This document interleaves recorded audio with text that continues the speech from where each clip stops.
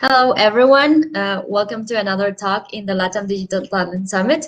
Today, we have the pleasure to be with Bárbara Wolff from Logi, who is our guest today, and she's going to share a lot of her journey at Logi and also going to talk about a collective journey or individual path.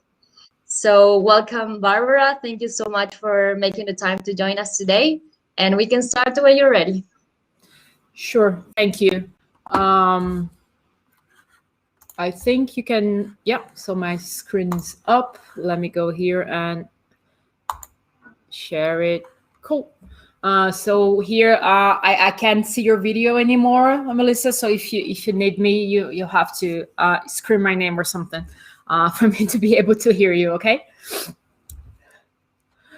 So thank you for having me here today. I'll be talking about collective journeys or individual path.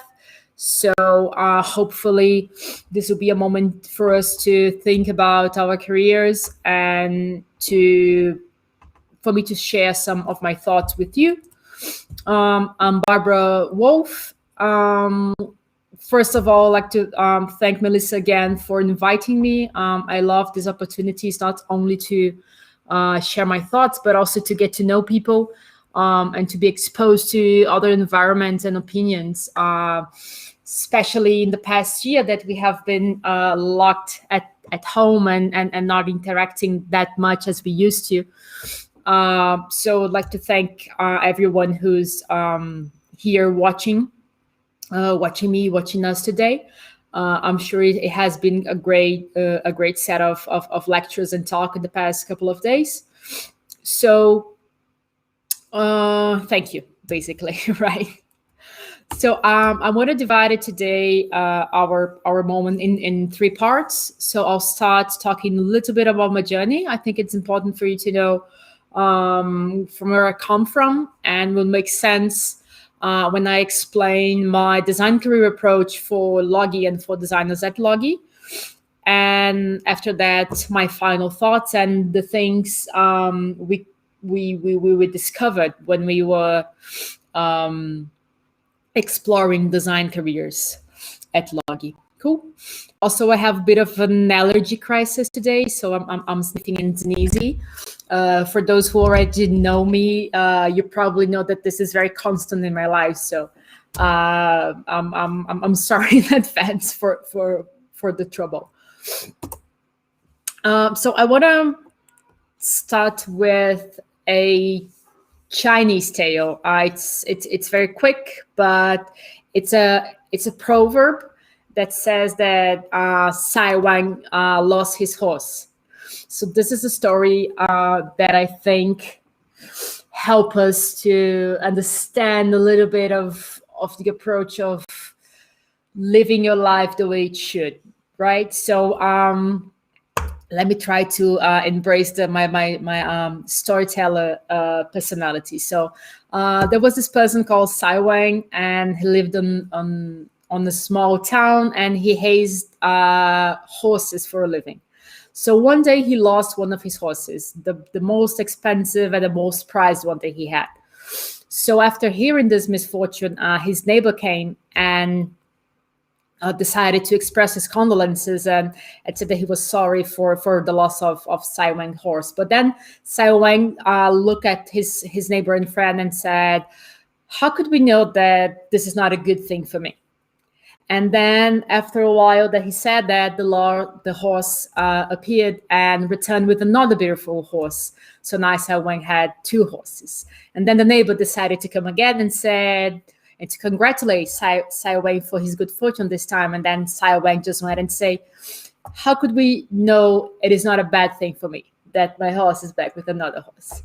And then one day, Sai Wang's son decided to go for a ride with this new horse that showed up, and he was violently thrown out of nowhere from the horse and broke his leg. And then this very nosy neighbor came again and to express his condolences to Sai Wang. And then Sai Wang said what we already expected Sai Wang to say, that how could we know this is not a good thing for me? probably for Sai Wang, not so much for his son, right? But then 1 year later, the emperors declare war, and he went through Sai Wang's village and recruit all how can I say, body able men to fight in the war. And then because of his injury, Sai Wang's son was not able to go off to war, and probably his life was spared. And then we all know what Sai Wang would say is, how can I know that this is a good thing for me, right? So next time when something happens in your life, try to remember Sai Wang's perspective and say to yourself, Sai Wang lost his horse, right? So let's see how this will make sense with my next slides, okay? So I actually tried to find a picture from a computer that I used to have when I was younger, and I could only find this illustration here, because apparently all the computers, they are old and yellow and weird, but this represents it's very similar to the one that I had. So I'm Barbara, as I said already. So I'm almost 34 years old at this time, and I'm from a small city in the south of Brazil that is called Porto Alegre. It's not a very modern urban scenario, and we used to joke that we live in the Brazilian Texas. So you can imagine it was a very sexist culture, very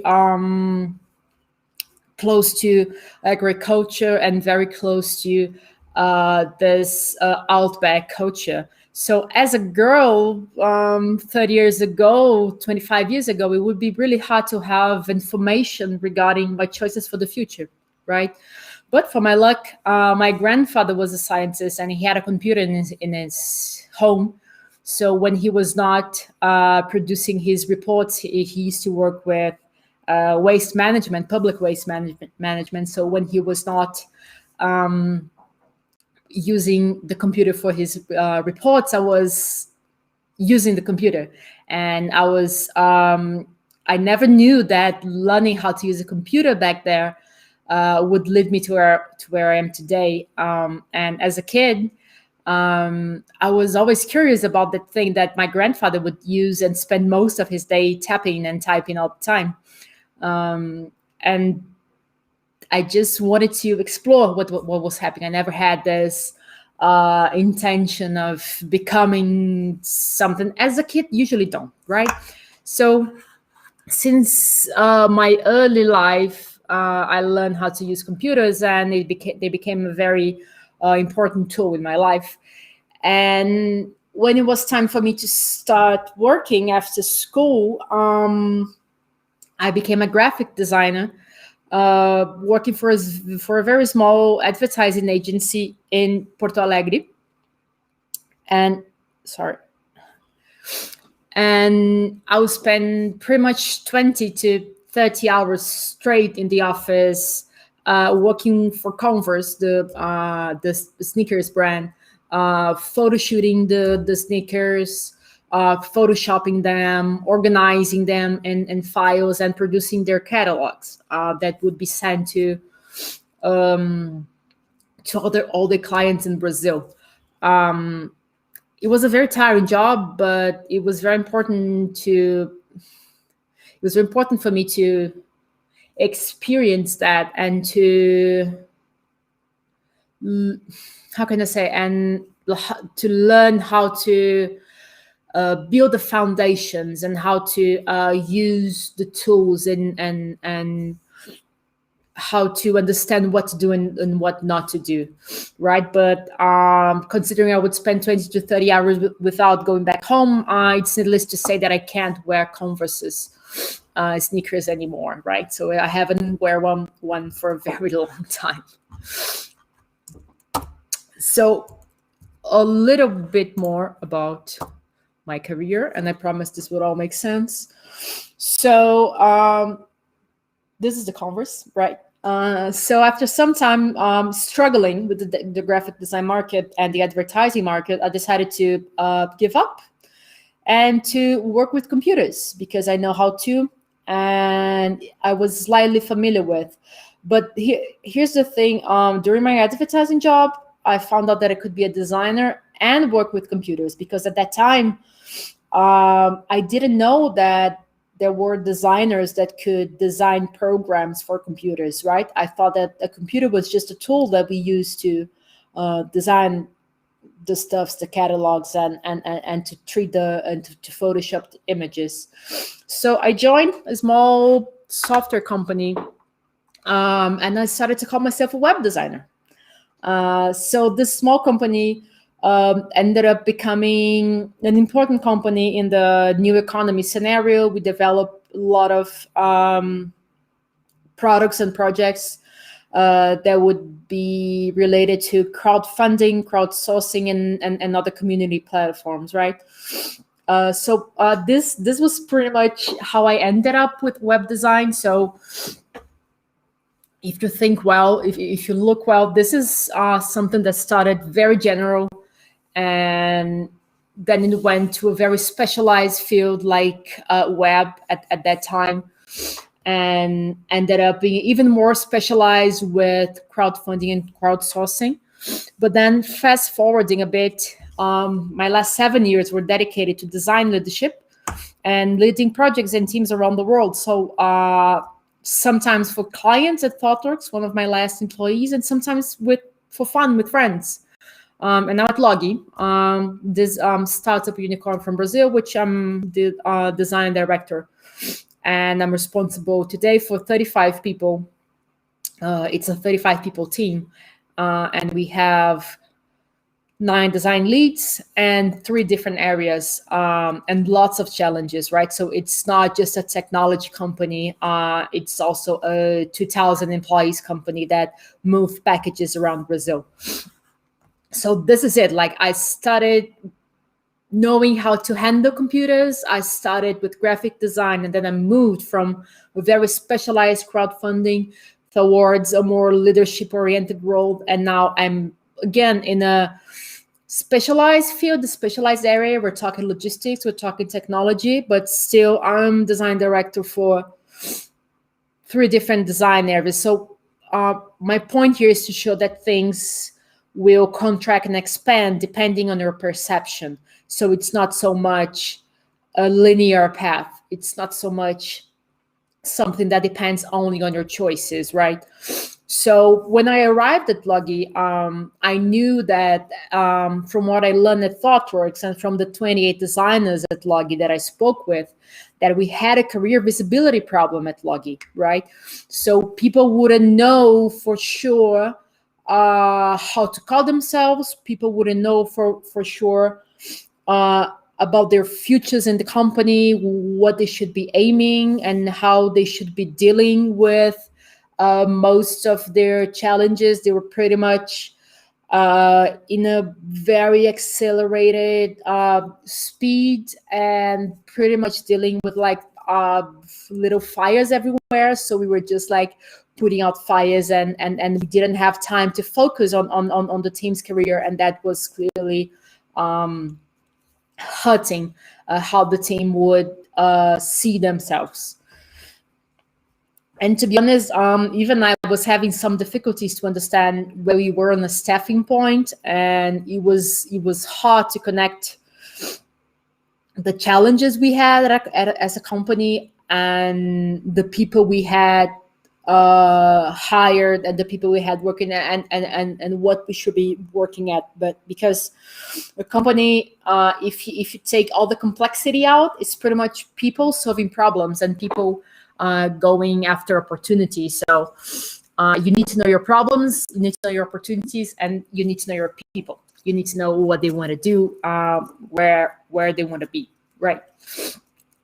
So this was last year. This was April last year. It's been a year I've been at Logi. So since then, I decided to start with some, let's say, good old design ops and structure the team. These are currently our design leads. I left their pictures here and their names in purpose, so you can go to LinkedIn and find them and you can reach them if you want to talk and if you want to understand a little bit more how we work. But especially if you go through their CVs, their pages, you see that they don't have the same background, and they don't have the same career, but they are all design leads in our team right now. So what we did is that to try to untangle the area, we established that we would need a mid-manager group that would be called design leads, and that every tribe would have a design lead. And sorry, no, I'm fine. And every tribe would have a design lead, and once they would be wearing their design lead hats, we would go around and reach the other people who were working directly on the squads to start working with their careers and paths, right? So then after that happened, we started this working group, basically with people interested in discussing career movements.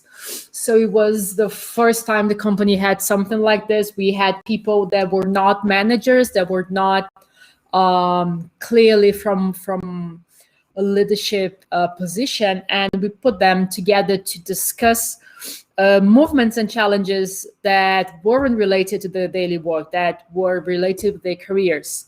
So we on purpose went after people that were not leads. And then from our initial conversation, we were able to identify different roles at the time. So we had UI designers, we had art directors, we had brand designers, we had just designers, we had researchers, UX writers, UX designers, we had design managers. We had a very different spectrum of how design was being shown here. But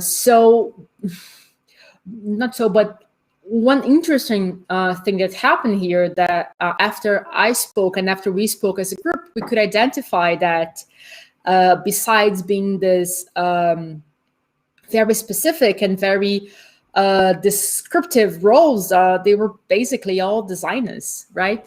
So they might have some sort of a specialization, but they were designers after all. They were designers by the end of the day. And then we went from looking at this 5 different ways of organizing a path, and we decided that there was space at Luggy to work with 2 paths. We were not going to have managers, we are not going to have specialists, and we are not going to have generalists. We would be designers with 2 things in mind: to develop our capabilities as designers, leadership path, to develop not my management skills and not my specialist skills, but we want to develop how I am a reference and how I can become a reference, and how I can develop my craft, how I can be a better designer every day. And then this is actually a print from our letter, and I just realized that I didn't translate the first line, which reads in Portuguese nível, but it's actually level. So I brought this for us today to show as an example. So this is what a leadership path is for a designer 2, which is someone who, as you can see, has at least 2 from 3 years of experience. So this is a minimum. This is not the rule. And this is what we would ask from a designer 2, right? So from any designer, I don't care if you are a product designer, a UX writer, this is what you have to have. And there's a link here with our capability path, which is the 3rd line bottom up, which says you need to be strong in 1 and capable in 2. But 1 and 2 what? the capability path. So we merge when you are developing, when you are structuring your development plan. We'll ask you to understand how your technical competencies and capabilities are right now. And this is the group of competencies that we divided. So today we are 35 people. We have one path, one leadership path, and one capability path. So what we do here is, if you are, let's say, a UX writer, you will take the UX writing spider chart capabilities and you will merge with your level in our ladder, and then you have who you are and how you can help Logi. Right? But the point here that I want to make and make sure that everyone understands with this initiative is that we're all designers. It doesn't matter if we are UX writers, if we are brand designers, or if we are product designers. We are all designers, and we should all be able to understand the processes and be able to deliver something that is strong and that will help the user and that is well planned and well thought. So I intend to share this in English because we have shared this before in Portuguese in our Medium channel, but hopefully Melissa will help me to share this presentation also, and then you'll be able to understand a little bit more. I know it's not too easy, but I'm sure it will make sense at some point. So getting to my final thoughts here, I want to say that the obvious decisions regarding our journey, and this is something we conclude after this work we did, is that the obvious decisions should not be only about becoming a manager or becoming a specialist. You should be able to be exposed to the future and be exposed to the things you can learn and the new things that happen, the things you do, and your past experiences should not limit your next opportunities, but they should be able to amplify. So you want to always go to a better place. You want to always develop more skills and not to become even more specialized and even more attached to some company. How can I say, some company culture, right? You want to be able to go through companies, especially our generation, millennials, Gen Z. So there's also this balance between what you want for your life and what the company and the market can offer you as a job.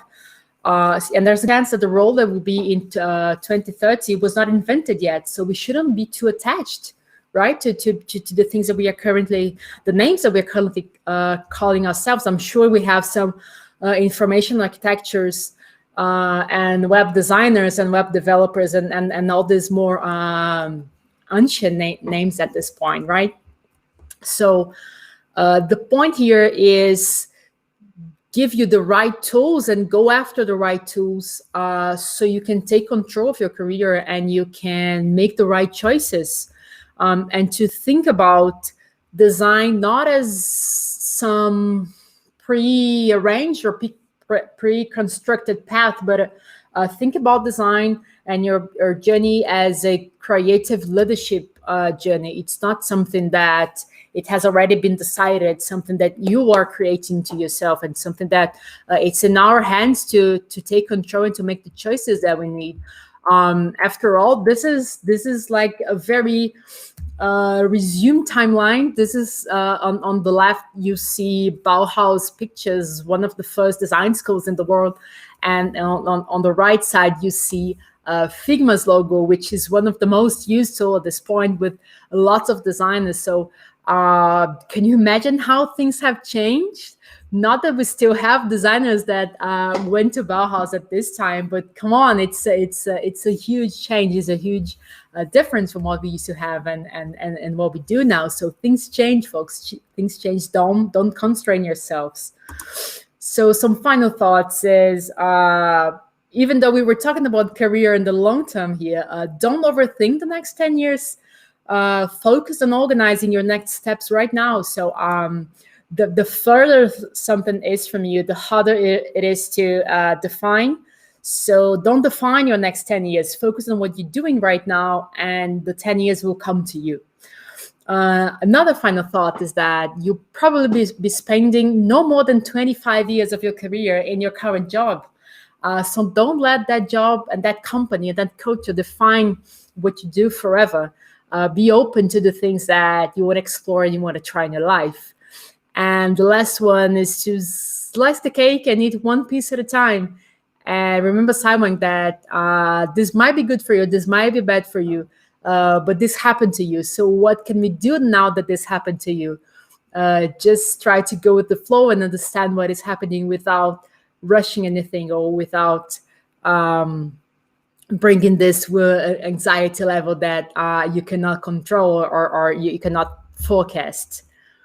And I always like to leave a few a few books that inspire me when composing this presentation. So I'll leave this 3 here. One is one of my favorites, which is Well Designed by John Coco. I'm sure you've heard of him. The other one is Radical Candor, which is a book from Kim Scott, and it's a really interesting read because I think it touches on leadership points that it's not usually brought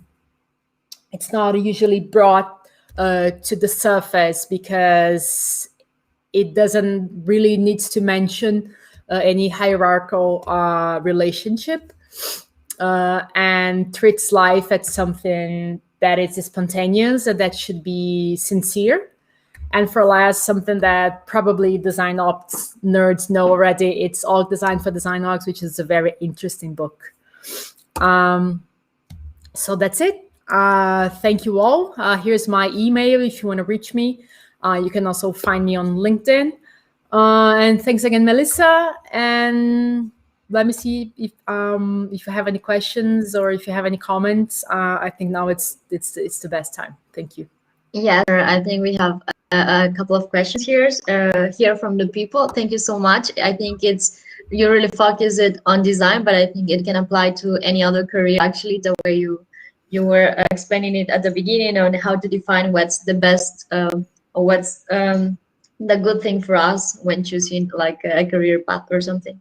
So let's start that we have in the private chat here, which is from Viveka, and she's asking like, how can we a good designer to fall in love with the company and make sure that we can retain this talent, because now companies have a lot of problems when they need to retain talent. It's really costly, losing someone fast. Yeah. I think that one of the most important things is that it's almost never about the money. It is also about the money, right? I'm very used to see people trying to seduce designers with bonuses and options and stuff, but we should embrace the ambiguity of having designers in your team, and be sure that to treat them as individual folks with a career of their own, but also to give some collective sense, so people need to feel that they are part of a team, but that they are also recognized for the efforts that they put on their team. And what I've seen from cultures that are not really good at retaining their designers is that they usually focus on just one of the sides. So it's either 100% teamwork and we are a family and we are together on this and everyone will pay the same price for everything, or it's either the talent spotlight benefited few. So we need to find something in between. We need to find something that sheds a light on every effort and treats everyone with respect, and people can see future in what they're doing. And also there's one other point that I like to make usually, and I've been talking at Logi a lot about this, is that there's a tenure, like so people won't stay with us forever. They usually stay from 2 to 3 years at these days. So we don't need to ignore this fact and to be sad every time someone leaves. We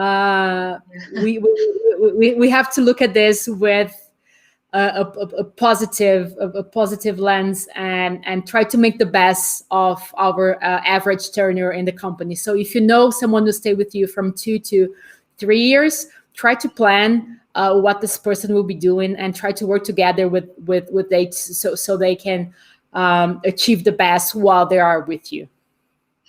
Yeah, I think now in general, people like expect to change as well as part of the learning process. So I think it's more normal now. We're not looking for a company that we can stay for 10 years and do the same job all the time. I wanted to ask you about the career visibility problem that companies have right now. And actually, what and who should be responsible for addressing this problem? Is this a thing from, for example, you're a team leader, you're a director, you lead a team with 35 people? Is it your responsibility? Is it an HR responsibility? How can we start addressing that problem? I'm sorry, I lost you in the beginning of the question. I couldn't hear what problem you were talking about. Yeah, you mentioned about the career visibility problem that companies have right now, and I was wondering if this is a responsibility of HR department, if they need to address this topic at the beginning in the recruitment process, or is it the responsibility of the team leader? So I think the responsibility is for the HR department, right? Trying to be really pragmatic here. It's when we are talking about careers in a very traditional way, it's the HR department. They have the training, they have the experience. But if you want to make the best of it, you can't expect a HR person to be an expert on a designer's career. So the team leader should work together. Because the team leader is neither a HR specialist, so this person hasn't studied the things it should to understand more about people development and all. Probably the team leader has a design formation and has a design degree and even a technology degree. This person does not have an HR degree, does not have a psychology degree, and so on. So. For a career, if you want to be really pragmatic and specific, this is an initiative that the HR should lead, but the team leader should be very close to it. And this is what we are currently doing at Logi. So the HR department is the one that organizes all this, and it's a huge department, and we take lots of care of our people. But the details, the ladder, and all this process that I show you, we did it, and we explain it, and we work together to develop the best and more aligned one that we could, because we have design knowledge and they have the knowledge. So if you want to design as well, we need to combine these two powers that we have. That's really nice.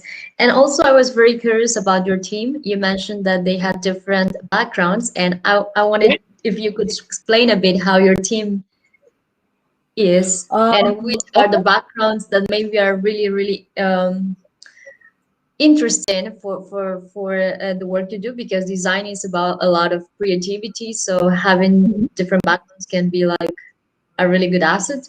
So just to give an overview of your team and what you value the most in this diversity.